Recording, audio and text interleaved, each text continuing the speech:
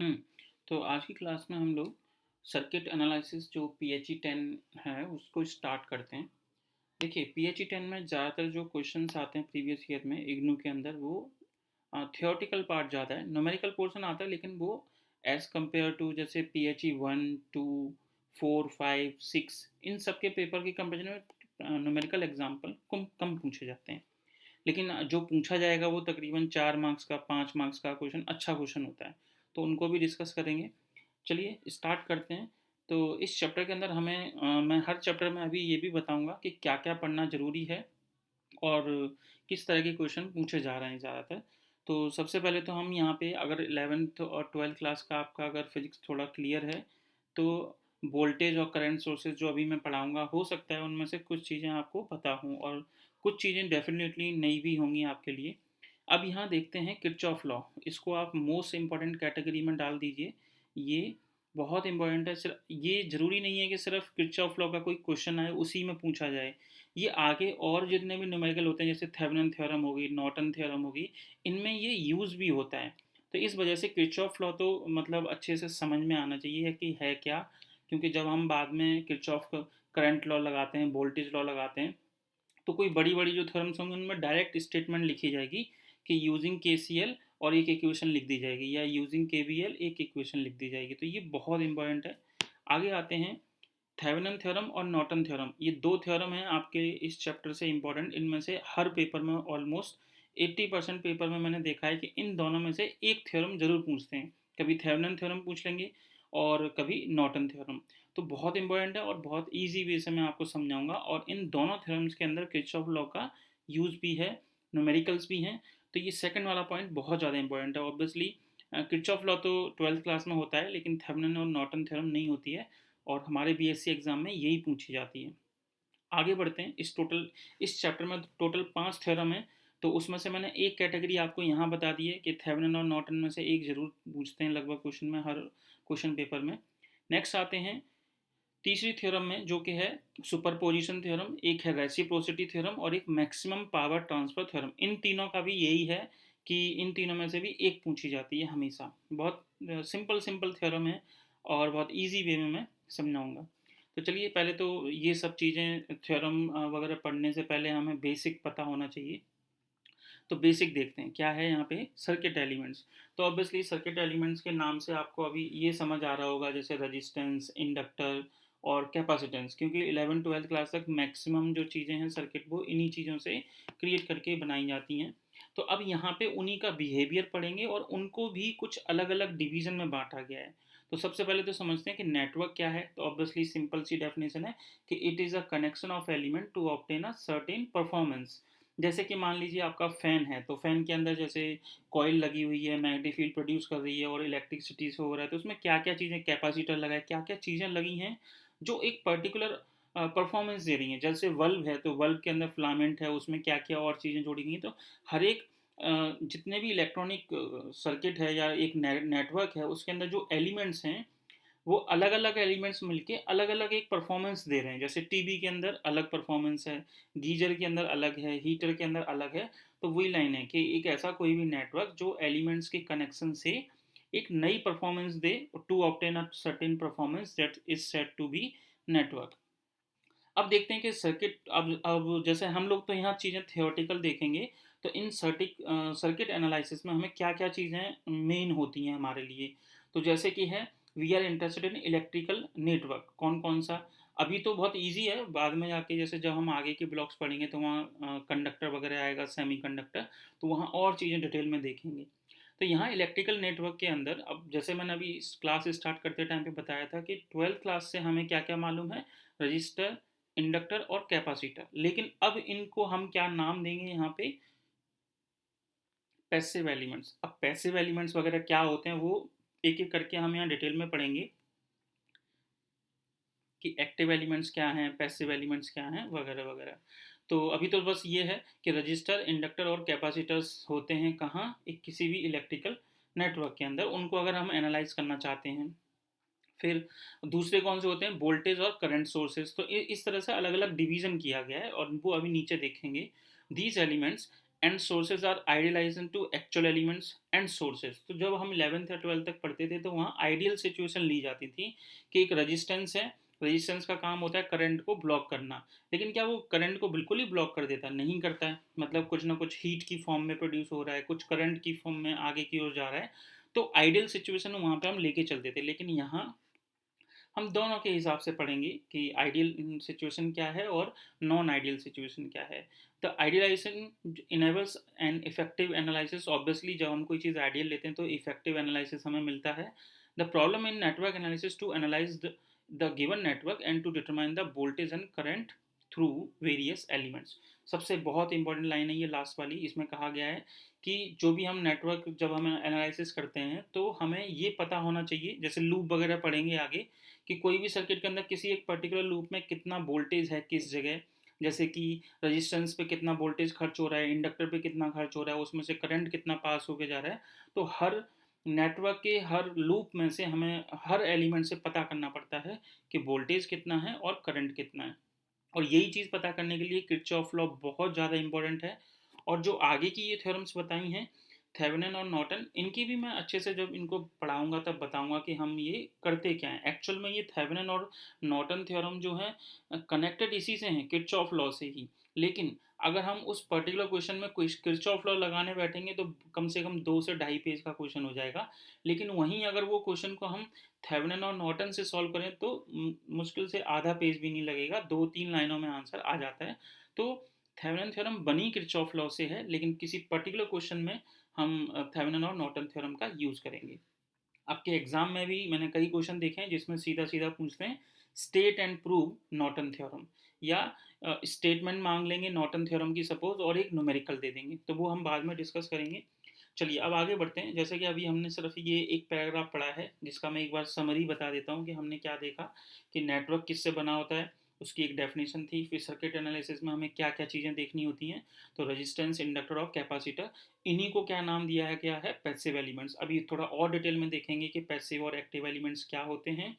फिर हमने देखा कि जो भी हमारे पास नेटवर्क है उसके अंदर अगर एनालाइज करना है तो एनालिसिस के लिए हमें ये पता होना चाहिए दो मेन चीज़ें, कि पर्टिकुलर पोर्शन से कितना वोल्टेज पास होके जा रहा है, या जैसे कि इस रेजिस्टेंस पे कितना वोल्टेज है, कितना करंट पास होके जा रहा है। तो ये दो मेन चीज़ें हैं।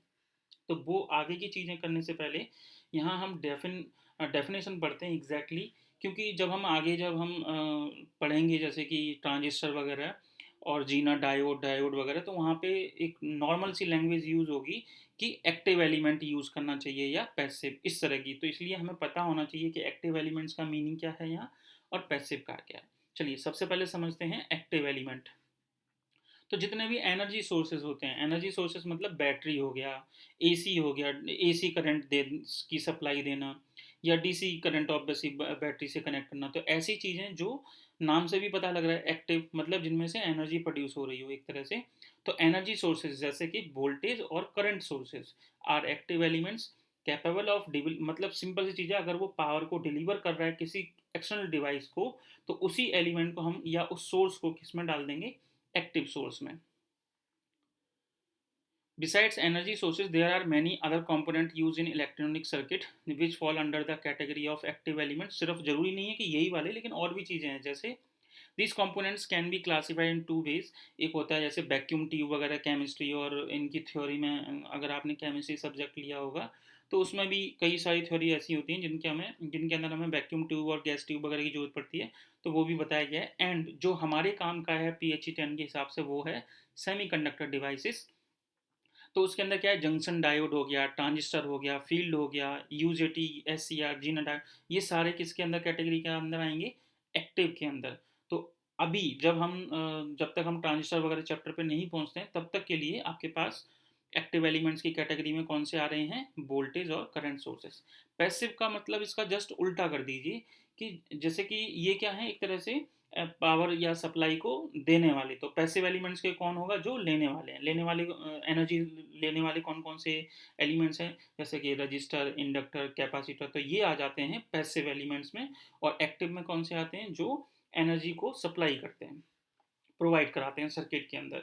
तो सम पैसिव एलिमेंट्स, अब जैसे ये तो हो गया 12th क्लास से रजिस्टर, इंडक्टर, कैपेसिटर, लेकिन और कौन कौन से हैं, तो सम पैसिव एलिमेंट्स लाइक इंडक्टर, जो कैपेसिटर्स हैं वो ये भी करते हैं। अच्छा, एक चीज़ यहाँ और है कि रजिस्टर तो ऐसा नहीं है, वो तो सिर्फ करंट को पास ही कराता है और या हीट उसमें से इवॉल्व होती है ऑब्वियसली। लेकिन इंडक्टर और कैपेसिटर ये दोनों ऐसे एलिमेंट भी हैं जो कि एक पर्टिकुलर अमाउंट ऑफ एनर्जी को अपने अंदर स्टोर भी करते हैं।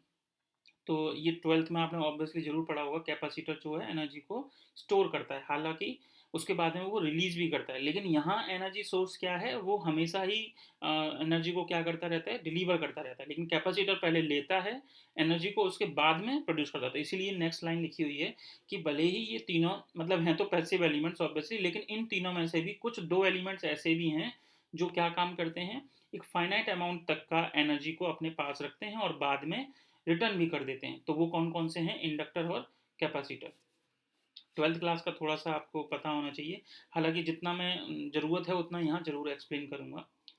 नेक्स्ट है कि बाईलेटरल और यूनिलेटरल क्या है। तो वी नो दैट कि इलेक्ट्रिकल करेक्टरिस्टिक क्या होते हैं, जैसे कि अभी बताया था पैसिव एलिमेंट्स के लिए कि उनके करंट और वोल्टेज में क्या रिलेशन है। तो आज के बाद जैसे हम आगे भी देखेंगे जीना डायोड वगैरह में, तो क्वेश्चन पेपर में भी पूछा जाता है कि इसकी करेक्टरिस्टिक क्या है। तो करेक्टरिस्टिक का मतलब होता है उस सर्किट के अंदर या जो भी डिवाइस है उसके अंदर करंट और वोल्टेज के बीच में क्या रिलेशनशिप है। तो in the bilateral elements the voltage current relation is same as for current flowing in either direction. मतलब किसी भी डायरेक्शन में करंट जैसे इधर भी फ्लो हो रहा है या फिर इस साइड में फ्लो हो रहा है, कोई फर्क नहीं पड़ेगा। मतलब उनका वी और आई का जो रिलेशन है उनमें कोई चेंज नहीं आएगा। उसको हम क्या नाम देंगे, बाईलेटरल।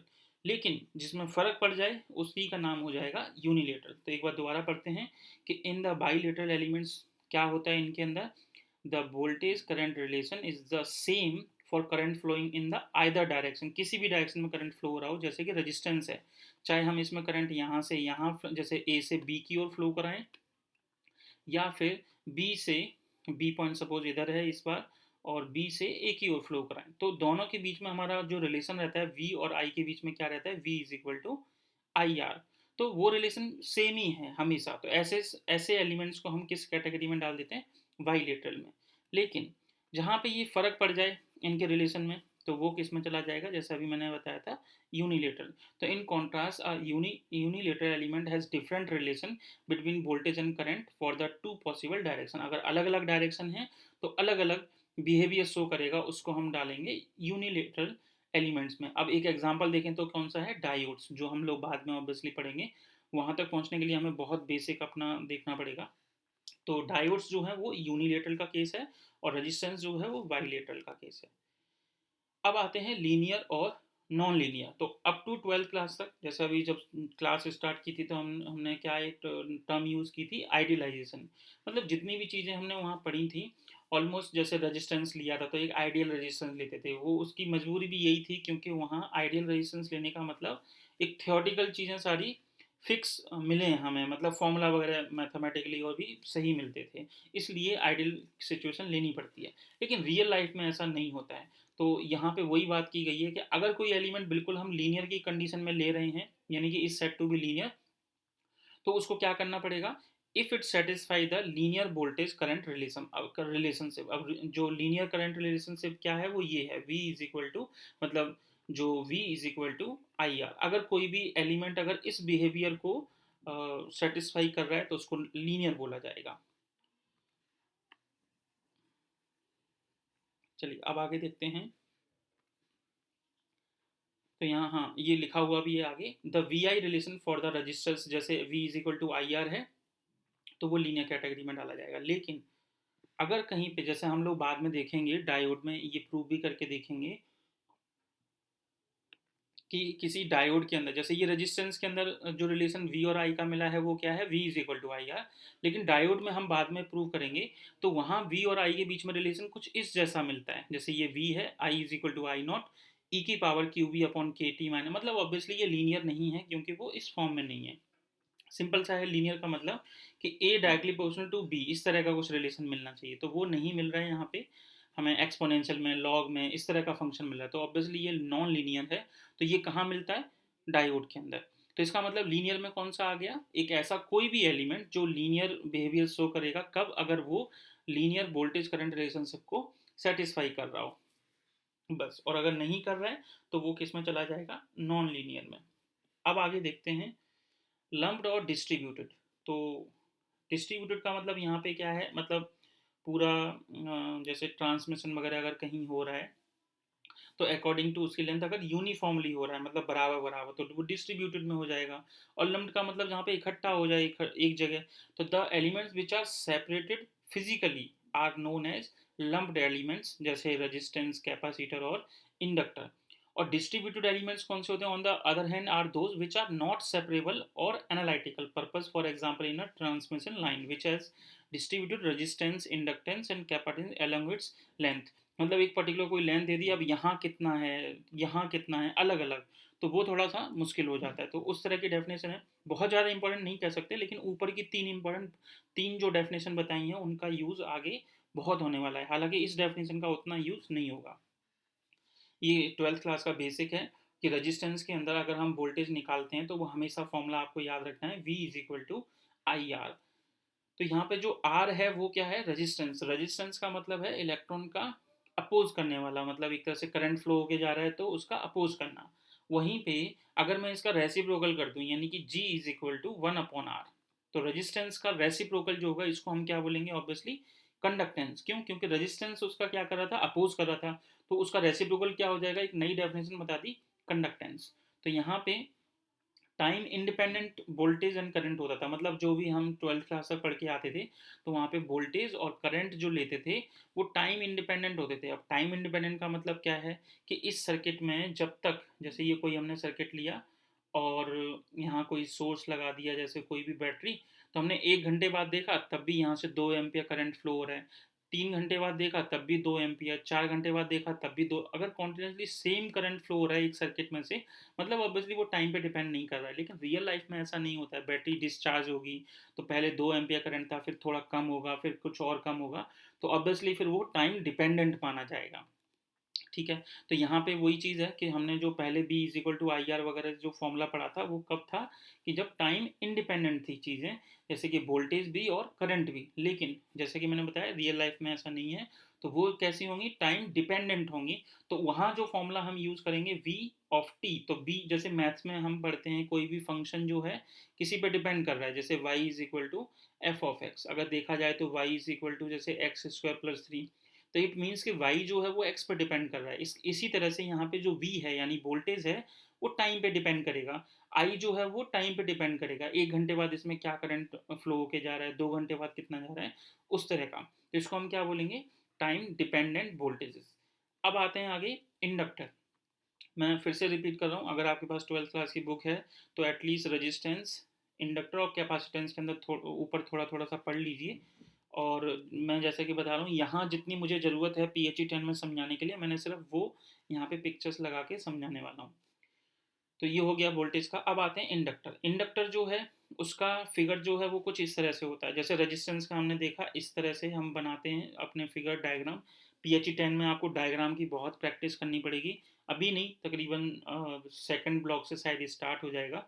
तो वहाँ आपको बार बार हाथ से, ऐसा नहीं कि सिर्फ देख लिया और एग्जाम में अपने आप बन जाएगा, ऐसा बिल्कुल नहीं हो पाएगा। आपको सेम फिगर कम से कम 3-4 बार बिना देखे प्रैक्टिस करना पड़ेगा। तो चलिए, तो इंडक्टर का जो साइन है वो कुछ इस तरह से है, मतलब फिगर में हमें बनाना होगा तो इस तरह की लाइन है। तो यहाँ फॉर्मूला क्या है, तो यहाँ के हिसाब से, हालांकि ये PHE 7 में भी है कि फाई जो है, यानी कि जिसको हम इलेक्ट्रिक फ्लक्स बोलते हैं, वो डायरेक्टली प्रोपोर्शनल होगा किसके, आई के। तो यहाँ से जब डायरेक्टली प्रोपोर्शनल का साइन हटाते हैं तो एक कांस्टेंट आएगा जिसको नाम हमने क्या दिया है, एल, जिसको हम क्या कहेंगे, कोफिशिएंट ऑफ सेल्फ इंडक्टेंस। दोनों को हमने, क्योंकि टाइम डिपेंडेंट चीज़ें हैं यहाँ पे पढ़ेंगे हम जो भी, तो इसको टाइम के रेस्पेक्ट में हमने डिफ्रेंशिएट किया, तो d∅/dt और is equal to L di/dt।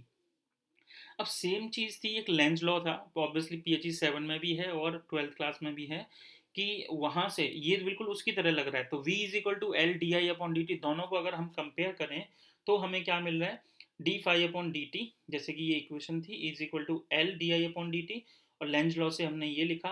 तो अब यहाँ अगर देखा जाए तो ये लेंज लॉ के हिसाब से बी का फॉर्मूला आपके लिए है कि जैसे कि जब आपके पास रेजिस्टेंस है, तो रेजिस्टेंस के केस में V is equal to I R formula use करना है।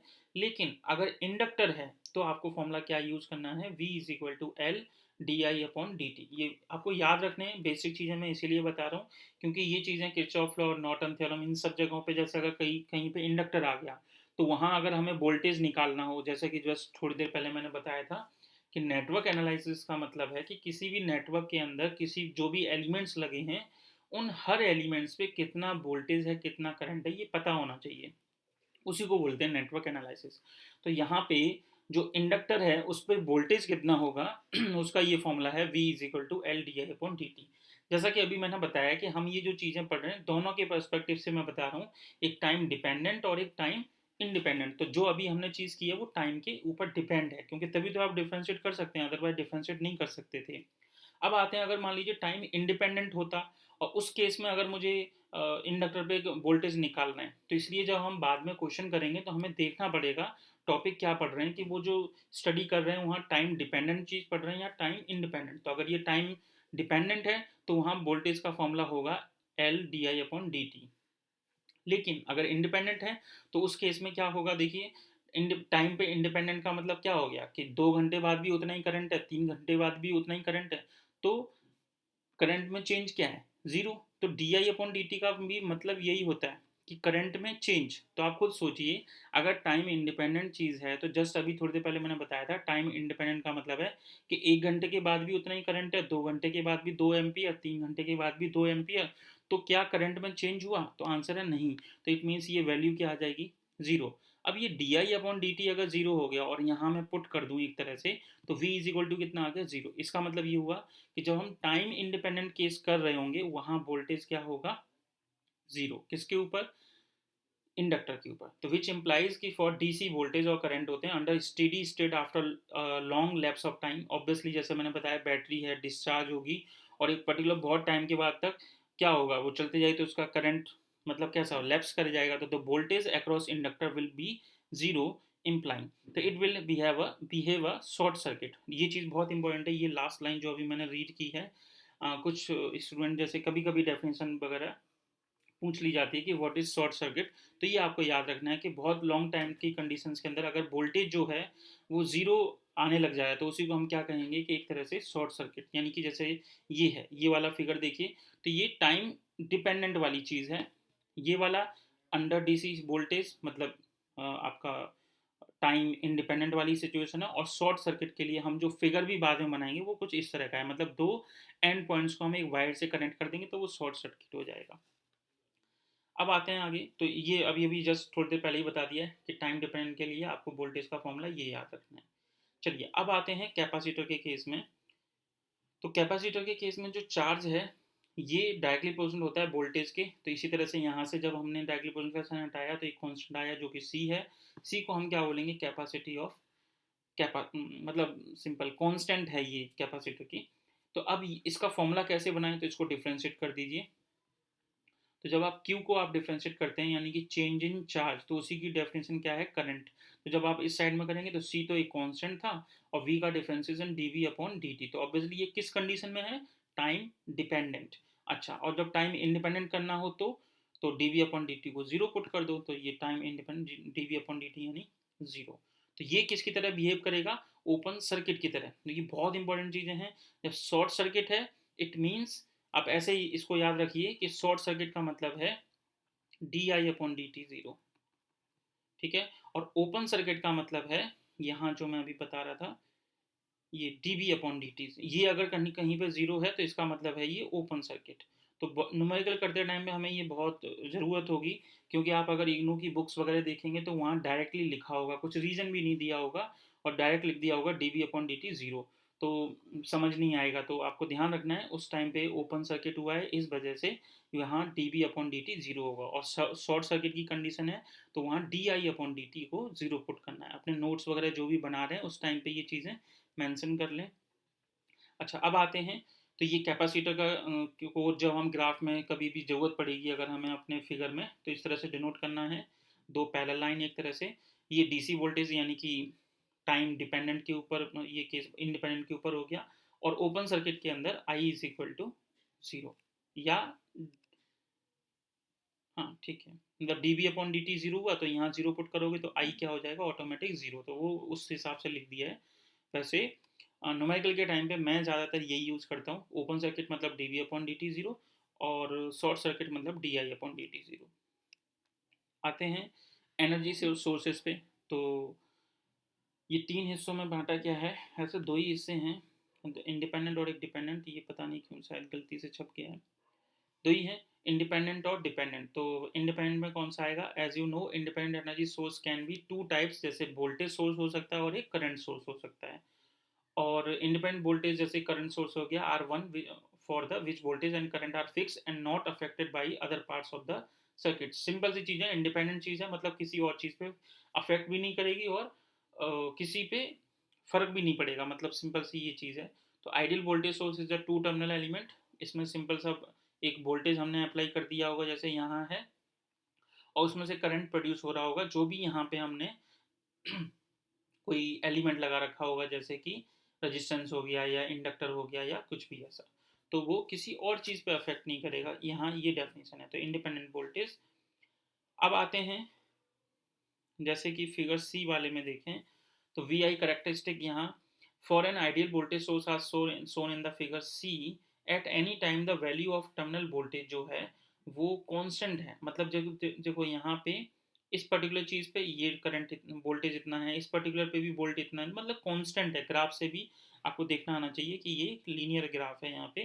तो कोई भी करंट आई वैल्यू के लिए वी अल्फा आपको एक कांस्टेंट वैल्यू मिल रही है। तो but for a practical voltage source देखा जाए तो वो कुछ इस तरह का होता है, जैसे कि हमने यहाँ पे ये आइडियल सिचुएशन है ये वाली, लेकिन प्रैक्टिकल रियल लाइफ में देखा जाए तो करंट के हिसाब से यहाँ वोल्टेज धीरे धीरे उसका कम होता जाएगा। तो यहाँ अगर हम एक्चुअल डेरिवेशन जब करते हैं, 12th क्लास में था ये डेरिवेशन, तो वहाँ हमें मिलता था वी एस माइनस का आई एस इंटू आर। तो यहाँ ज़रूरत नहीं है, लेकिन पता होना चाहिए कि प्रैक्टिकल लाइफ में ये वाला फॉर्मूला काम आएगा। आगे देखते हैं आइडियल इंडिपेंडेंट करंट सोर्स क्या होता है, two terminal element in which the current is completely independent of the voltage. मतलब करंट किस पर डिपेंड नहीं करेगा, वोल्टेज पर डिपेंड नहीं करेगा। अब इसकी ग्राफ अगर देख जाए तो यहाँ पे जैसे ये करंट सोर्स है और यहाँ कोई भी आपने एक एलिमेंट जैसे अटैच कर दिया रेजिस्टेंस या कुछ भी, तो इनका जब ग्राफ देखा जाएगा तो आइडियल वाला ये है। तो यहाँ देखिए क्या क्या लिखा है साफ साफ कि करंट इंडिपेंडेंट ऑन वोल्टेज। अब क्या होगा, करंट डिपेंडेंट करे अगर तो ये देखिए यहाँ पे ये डिपेंडेंट वाला है, तो हमारी आइडियल सिचुएशन ये थी। लेकिन इन प्रैक्टिकल जो करंट है वो चेंज होता है, तो उसका ग्राफ ये नीचे की ओर होगा, मतलब धीरे धीरे ये जो करंट है वो वैल्यू कम होगी। तो यहाँ पे भी ये फॉर्मूला भी 12th में था, तो ज़रूरत नहीं है ड्राइव करने की, लेकिन फिर भी आपको थोड़ा सा याद होना चाहिए कि अगर ये डिपेंड कर रहा है वोल्टेज पे तो इसका फॉर्मूला ये होगा, और इंडिपेंडेंट है तो ऑब्वियसली इसका ग्राफ जो है वो ये होगा। आगे बढ़ते हैं। In case of dependent source लेते हैं वोल्टेज और current, the source is voltage और current is not fix but it is dependent on the voltage और करंट। हालांकि जो मेन चीजें थी वो मैंने ऊपर ही बता दी हैं। The sources mainly occur in the analysis of equivalent circuit. ठीक है, मतलब इसमें कुछ खास नहीं है, यहाँ सिंपल यही बताया है कि अगर आइडियल सिचुएशन है, चलिए ये एक चीज़ और नोट छोटी सी बताता हूँ। जब आइडियल सिचुएशन है तो हम लोग ज़्यादातर इस तरह का एक सर्कल ड्रॉ करते हैं और वोल्टेज या करंट सोर्स को कनेक्ट करते हैं। लेकिन अगर वो मतलब कुछ बुक्स में ऐसा यूज़ होता है, ऐसा यूनिवर्सल तो नहीं कह सकते, लेकिन मोस्टली बुक्स में मैंने ये चीज़ नोटिस की है, जो शायद डिटेल में बुक्स को पढ़ते हैं उन्होंने ये चीज़ नोटिस की होगी कि अगर किसी सर्किट में करंट जो है इंडिपेंडेंट है वोल्टेज के, तो वहाँ पे अगर उनको बैटरी या मतलब ये सोर्स इस तरह से कनेक्ट करना होता है तो एक सर्कल की फॉर्म में बनाते हैं। लेकिन अगर किसी सर्किट में करंट जो है वोल्टेज पे डिपेंडेंट है तो उस केस में कुछ इस तरह का फिगर बनाया जाता है, इस तरह का। तो ये नोटिस एक तरह से हो जाता है, स्टूडेंट को पता लग जाता है कि यहाँ जो भी सोर्स लगाया गया है वो किसी चीज़ पर डिपेंड कर रहा है। अब किस पर डिपेंड कर रहा है, ऑब्वियसली करंट पे। और ये वाला किस पर डिपेंड करेगा, ऑब्वियसली वोल्टेज पे। तो ये वाला जब साइन यूज हो रहा है तो डिपेंडेंट आ रहा है, और अगर वो सर्कुलर यूज हो रहा है तो इंडिपेंडेंट। हालांकि ये चीज़ मैंने बहुत टीचर्स की भी देखी है, वो नहीं बताते हैं, क्योंकि बुक्स में भी देखा है तो हर जगह वो गोल वाला ही सर्कल बनाते हैं। लेकिन अगर देखा जाए कुछ जो बहुत अच्छी स्टैंडर्ड बुक्स हैं उनमें इस तरह की नोटिस ये मैंने देखा हुआ है कि डिपेंडेंट है, तो इससे क्लियर हो जाता है कि यहाँ पे हमने इस तरह से बनाना है। और इंडिपेंडेंट है तो वो सर्कुलर वाला। चलिए ये तो हो गया सिंपल डेफिनेशन। अब आज की क्लास का सबसे जो इम्पोर्टेंट टॉपिक जिसको मैं थोड़ा सा सोच रहा था कि जल्दी से आए, जो कि है किरचॉफ लॉ। आज की क्लास में हम सिर्फ इनकी डेफिनेशंस और प्रॉपर्टीज देखेंगे, लेकिन न्यूमेरिकल हम नेक्स्ट क्लास में पढ़ेंगे। क्या है किरचॉफ करंट लॉ? ये कहता है कि कोई भी जैसे जंक्शन है ना, तो उस पर इनकमिंग और आउटगोइंग का करंट जो होगा, मतलब जो अलजेब्रिक सम होगा वो जीरो होगा। जैसे मैं ये फिगर में दिखाता हूँ, ये आपका जंक्शन है। तो एक बार दोबारा बताता हूँ, किरचॉफ लॉ क्या है कि किसी भी नेटवर्क के अंदर जो जंक्शन है उस पर जितने भी आने वाले करंट हैं उन सब का, या जाने वाले जो भी हैं, तो एक कन्वेंशन बना लो, आने वालों को प्लस करा दो, ऐसे दिमाग में आप अपना रीड कर रखो, और अगर जाने वाला है तो उस पर माइनस कर दो, तो उस पर एल्जेब्रिक सम जो होगा वो जीरो होगा। अब आप देखो यहाँ पे ये I2 क्या है, जा रहा है, तो मैं -I2 लिखूंगा। ये I3 क्या है, इस जंक्शन पे आ रहा है, तो +I3 करूंगा। I4 भी आ रहा है यानी इनकमिंग है, तो I4 प्लस लिखिए। I5 जा रहा है तो प्लस का, सॉरी नेगेटिव का I5 लिखेंगे, क्योंकि वो वहां से जंक्शन से बाहर जा रहा है। I1 आ रहा है अंदर तो +I1, और I2 हमने मेंशन कर दिया था। तो ये क्या हो गया, एल्जेब्रिक सम। तो इक्वल टू में हम हमेशा क्या लिखेंगे, जीरो। तो यही चीज़ यहाँ समझाई गई है, ये वाली, कि जो करंट इनकमिंग है उनको ऐड कर दो, जो आउटगोइंग है उनको माइनस कर दो, और इक्वल टू जीरो। फिर अपने हिसाब से न्यूमेरिकली हम उसको अरेंज कर सकते हैं। तो एक बार एग्जाम में अगर आता है तो कैसे लिखना है, देखिए, Kirchhoff current law states that the algebraic sum of all the currents meeting at a point और a junction is always zero. ठीक है, तो ये वाला तो सबको समझ आ जाता है। नेक्स्ट है कि इसका किरचॉफ का वोल्टेज लॉ क्या है। ये गलती से किरचॉफ लॉ के जो, मतलब जो वोल्टेज लॉ है उसका एप्लीकेशन मैंने ऊपर लगा दिया है, और करंट लॉ को नीचे, लेकिन ठीक है कोई बात नहीं। ज़्यादातर मैं ऐसे ही बता देता हूँ, दोनों ही यूज़ होते हैं। मोस्टली क्वेश्चन मैंने 90% देखे हैं जहाँ पे दोनों ही लॉ यूज़ होते हैं। जैसे कोई लूप बन गया, और मल्टी लूप सर्किट जैसे बोलते हैं, मैक्सवेल लूप मिलेगा आपको, जिसको हम मैश एनालिसिस भी बोलते हैं, उन सब जगहों पे इनका यूज़ होता है। तो अब वोल्टेज लॉ थोड़ा सा इंपॉर्टेंट है, और जब कल की क्लास होगी, नेक्स्ट क्लास जो भी हम पढ़ेंगे, उसमें मैं इन लॉज को दोबारा आपको एक्सप्लेन करूंगा, और फिर न्यूमेरिकल में कैसे यूज़ करते हैं वो भी बताऊंगा। तो अब आते हैं वोल्टेज लॉ की ओर। तो वोल्टेज लॉ को थोड़ा सा समझने के लिए आपको मेन फॉर्मूला याद रखना है, B is equal to IR, जिसको हम ओम्स लॉ भी बोलते हैं। क्या कहता है किरचॉफ वोल्टेज लॉ? कहता है कि आप जिस भी नेटवर्क में स्टडी कर रहे हैं, ठीक है, जैसे कि यहाँ आप देख लीजिए, तो वहाँ एक कोई भी लूप बनाइए आप अपनी मर्जी से। जैसे मैंने यहाँ पे एंटी क्लॉक, जैसे ये क्लॉक वाइज बना दिया, कोई ज़रूरी नहीं है, कुछ स्टूडेंट एंटी क्लॉक वाइज भी बना सकते हैं और क्लॉक वाइज भी, कोई फर्क नहीं पड़ता। तो हमने यहाँ पे जैसे सर्किट समझने के लिए ये कौन सी डायरेक्शन ली, क्लॉक वाइज। तो किरचॉफ लॉ क्या कहता है कि हर एलिमेंट के पास जाओ जितने भी हैं इसमें, जैसे कि हमने यहाँ देखा, तो ये E1 एक वोल्टेज है, बस वोल्टेज को, वहां हम करंट को इकट्ठा करते थे, यहाँ वोल्टेज को इकट्ठा कर लो। अब ये क्या है, R1, तो हम कैसी डायरेक्शन में जा रहे हैं, क्लॉकवाइज। तो ये हो गया आपका मेन सोर्स। अब जब हम इधर जा रहे हैं, तो आप देखिए यहाँ से ये वोल्टेज है, ठीक है, तो ये क्लॉकवाइज है, तो ये प्लस है और ये माइनस। तो आप जाते जाते जो भी, अब यहाँ जैसे पहले प्लस टकरा रहा है, तो आप यहाँ पे कर दो माइनस का अपोजिट कर दो, मतलब जो भी यहाँ रेजिस्टेंस है उस पर क्या वोल्टेज होगा, तो B1, तो यहाँ पे B1। फिर आपको कौन सा साइन मिला, फिर से प्लस, तो उसका अपोजिट कर दो, यानी कि माइनस का B2, मतलब इस जगह कितना वोल्टेज है, तो B2। फिर ऐसे ही आगे बढ़े। अब यहाँ आते आते ये कौन सा है, जैसे ऊपर कौन सा साइन आ रहा है, प्लस का, तो फिर से -E2 इक्वल टू जीरो। ये आपका किरचॉफ वोल्टेज लॉ है। किरचॉफ वोल्टेज लॉ कहता है कि आपके सर्किट में जितने भी एलिमेंट्स जुड़े हैं उन सब पे कितना कितना वोल्टेज है वो लिख लो, और उनका जैसे जो भी आपने अपने हिसाब से लूप बनाया है। हालांकि प्रैक्टिस ये करो कि आप एक ही चीज़ को फॉलो करो, या तो एक बुक या एक टीचर को, क्योंकि हो सकता है कि दूसरा टीचर दूसरे तरह से समझा रहा हूँ, मान लो एंटी क्लॉकवाइज डायरेक्शन लेके या कुछ और नया रूल बना के, तो कंफ्यूज मत होना। हालांकि दोनों टीचर्स भी ठीक होंगे और दोनों बुक्स भी, जैसे मैं यहाँ पे बता रहा हूँ आपको क्लॉकवाइज के हिसाब से, तो फिर हम आगे जो भी न्यूमेरिकल वगैरह पढ़ेंगे, फाइनल आंसर सबका सेम आएगा।